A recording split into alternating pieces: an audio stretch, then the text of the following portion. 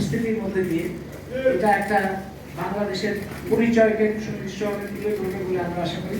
সাংবাদিক বন্ধুদের কাছে আমরা আহ্বান জানাই, কেন্দ্রীয় শহীদ মিনার বিকাল 3টা, 23শে নভেম্বর বিকাল 3টা কেন্দ্রীয় শহীদ মিনার।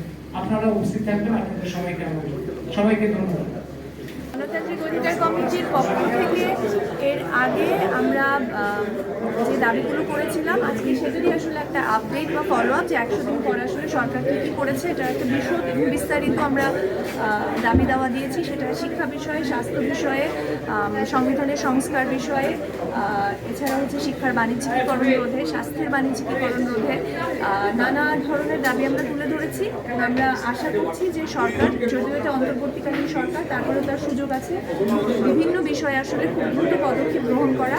এবং আমরা বলছি যে আসলে এটা অন্তর্বর্তীকালীন সরকার হলেও যেহেতু জনগণের প্রত্যাশাটা অনেক বেশি, গণ আকাঙ্ক্ষার বিস্ফোরণের ভিতর দিয়েই তারা এই ক্ষমতায় এসেছে, তাই জনগণের এই চাহিদাগুলোকে অত্যন্ত গুরুত্ব সহকারে তাদেরকে বিবেচনা করতে হবে। আমরা দেখেছি ইতিমধ্যে বিভিন্ন কমিশন গঠন হয়েছে, কিন্তু তারপরেও আসলে আমরা খুব স্পষ্ট কোনো রূপরেখা কোনো বিষয় আমরা দেখতে পাচ্ছি না। সেটা বিদ্যুৎ বা জ্বালানি খাত হোক, অর্থনৈতিক ক্ষেত্রে হোক, দ্রব্যমূল্যের নিয়ন্ত্রণের ক্ষেত্রে হোক, শিক্ষা ক্ষেত্রে যে অরাজকতা চলছে বা সারা দেশে যে মব ব্যালেন্স চলছে, এইসব বিষয় আসলে সরকারের অবস্থান আমাদের কাছে মনে হচ্ছে খুবই দুর্বল এবং এ বিষয়ে স্পষ্ট কোনো উদ্যোগ আমরা গ্রহণ করতে দেখছি না।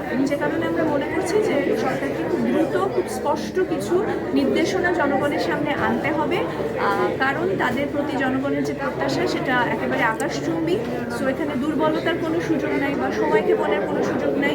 যত তাড়াতাড়ি সম্ভব নির্বাচনের ক্ষেত্রে, সংবিধান সংস্কারের ক্ষেত্রে এবং অন্যান্য সকল বিষয়ে খুব সুস্পষ্ট নির্দেশনা থাকাটা দরকার, যেন জনগণের সামনে একটা রূপরেখা থাকে যে আমরা আসলে পরবর্তী 3 মাসে বা 6 মাসে আসলে সরকার কী করতে যাচ্ছে বা আমরা কী দেখতে পাচ্ছি। আমি হচ্ছি মাহা মির্জা, আমি লেখক এবং গবেষক।